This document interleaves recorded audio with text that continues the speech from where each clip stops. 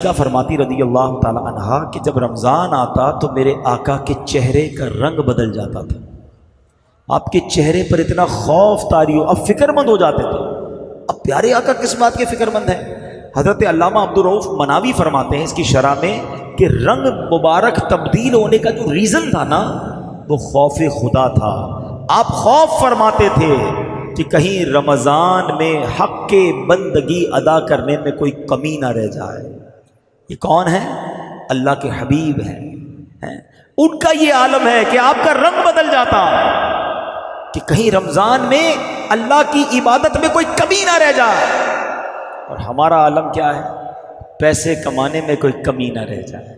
اور ہمارا حال یہ ہے کہ رمضان کو ہم نے فوڈ فیسٹیول بنا دیا. کچھ لوگوں نے فوڈ فیسٹیول بنا دیا، کھانے پینے کا مہینہ. کچھ لوگوں نے اسپورٹس فیسٹیول بنا دیا، کھیل کود کا مہینہ. اور کچھ لوگوں نے کمائی کرنے کا بزنس فیسٹیول بنا دیا کہ پیسے کمانے کا مہینہ. اور چوتھی قسم بھی ایک ہے، شاپنگ کا مہینہ. توبہ توبہ، کوئی تو کہے عبادت کا مہینہ ہے. چار دوست ملتے ہیں، کہتے ہیں یار آج کدھر افطار کرنا ہے، آج سحری میں کدھر چلنا ہے، آج رات کہاں گھومنا پھرنا ہے. ارے کیا ایسا نہیں ہو سکتا کہ چار دوست مل کر کہیں کہ آج تراویح کہاں پڑھنی ہے، رات کو بیٹھ کر تلاوت کدھر کرنی ہے؟ یار کہیں ذکر اللہ کی محفل ہو تو وہیں چلتے ہیں، کہیں درس قرآن سننے چلتے ہیں، چلو یار اللہ کے گھر میں عبادت کرتے ہیں. یہ مہینہ عبادت کے لیے آیا ہے. ہر طرف بورڈ لگ جاتے ہیں، all you can eat, Ramzan offer burger, تو رمضان آفر فرائز، تو فلاں فلاں. مطلب ایسا لگتا ہے کہ مسلمان بیچاروں کو پورے سال میں ایک مہینہ کھانے کے لیے ملا ہے.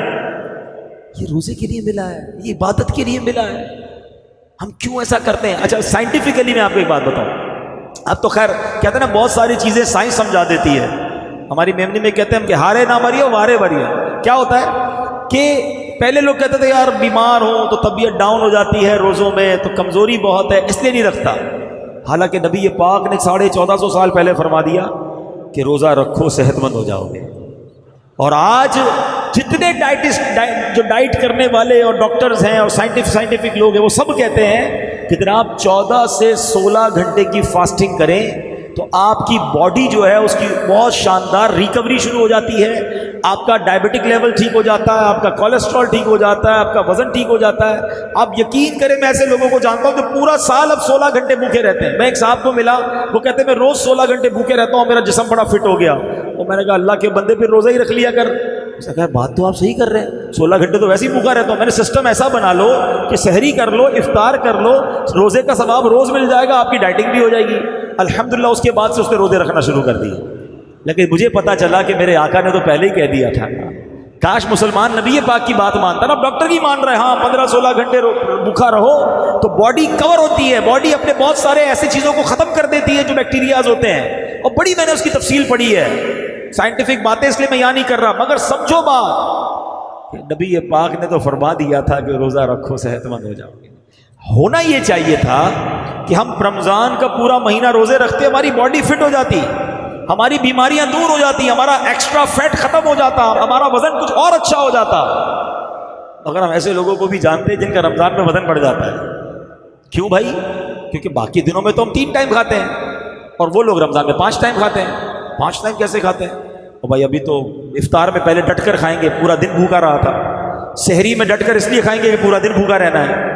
تو 2 تو یہ ہو گئے. اب تراویح کے بعد پھر بھوک لگے گی، پھر کھانا ہے. رات کو دوستوں کے ساتھ 2 بجے پھر کھانا ہے. اتنا کھانا ہے تو حال کیا ہوگا باڈی کا؟ اور سارا تیل والا اور عجیب و غریب کھانا ہے. اس بار رمضان میں ایک اور ٹارگٹ لے لو کہ اپنی صحت بھی بہتر کروں گا. واقعی یہ موقع مل رہا ہے آپ کو کہ اگر آپ یہ فرائز اور اس طرح کی چیزیں جو آپ کی باڈی پر امپیکٹ کریٹ کرتی ہیں وہ نہ کریں. آپ دیکھیں رمضان میں ایک اور میں آپ کو اس کو کیلکولیٹ کرنے کے لیے بتا رہا ہوں کہ 8ویں 10ویں روزے سے آپ کو مسجد میں بہت سارے کھانسنے کی آوازیں شروع ہو جائیں گی. شروع کے 2-4 روزوں میں آپ کو کم آئیں گی، اس کے بعد تراویح میں ہر دوسرا آدمی کھانس رہا ہوگا. کیوں کھانس رہا ہوگا؟ افطار میں سموسہ گرم چاہیے اور شربت ٹھنڈا چاہیے. دونوں کی لڑائی افطار میں ایک ساتھ کرانی ہے. پھر گلا بھی تو پھر بولے گا نا، احتجاج کرے گا. تو گلے خراب ہو رہے ہوتے ہیں. پیٹ 10-12 رمضان کے بعد کوئی دوست ڈاکٹر بیٹھا ہو تو اس سے پوچھ لیجئے گا.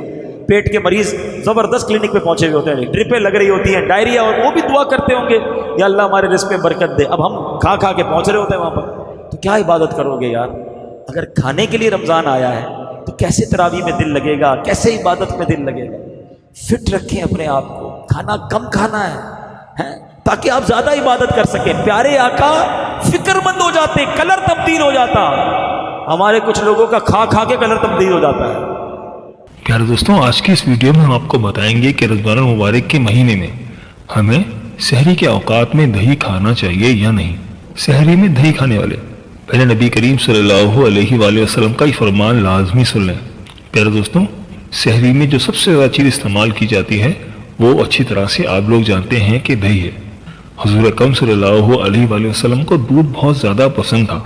آپ صلی اللہ علیہ وآلہ وسلم اکثر اوقات دودھ تناول فرمایا کرتے تھے, حتیٰ کہ آپ کو بے شمار ایسی احادیث ملتی ہیں جس کے اندر دودھ پینے کے حوالے سے ارشاد بھی فرمایا گیا ہے.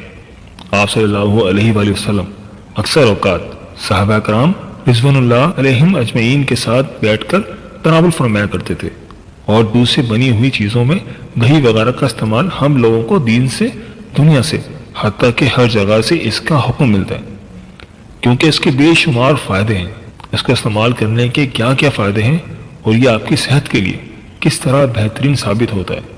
پیارے دوستوں, رمضان المبارک میں سحری کا جو کھانا ہے اس میں اگر ہم دہی کا استعمال نہ کھائیں تو یہ نامکمل تصور ہوتا ہے.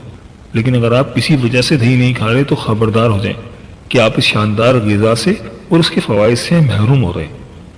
اب سائنسدانوں نے بھی یہ کہہ دیا ہے کہ اگر آپ وزن میں کمی لانا چاہتے ہیں یا دل کی بیماریوں سے محفوظ رہنا چاہتے ہیں اور آپ کے دن کی روٹین ٹھیک رہے اور آپ کو پیاس نہ لگے تو آپ روزانہ دہی کا ایک پیالہ ضرور کھائیں. اگر آپ تلی ہوئی چیزیں کھاتے ہیں جو کہ رمضان میں عام ہے تو اس کا استعمال لازمی کریں. سائنسدانوں کا کہنا ہے دہی خون کی نالیوں کو تحفظ فراہم کرتا ہے. اسی طرح زہریلے اور فاسد مادوں کا خون میں داخل ہونا مشکل ہو جاتا ہے. موٹاپے کا شکار افراد کے لیے دہی کا فائدہ اور بھی زیادہ ہے. دہی استعمال کرنے سے ان کے وزن میں کمی آتی ہے, وہ شوگر سے متعلقہ مسائل سے بڑی حد تک محفوظ رہتے ہیں.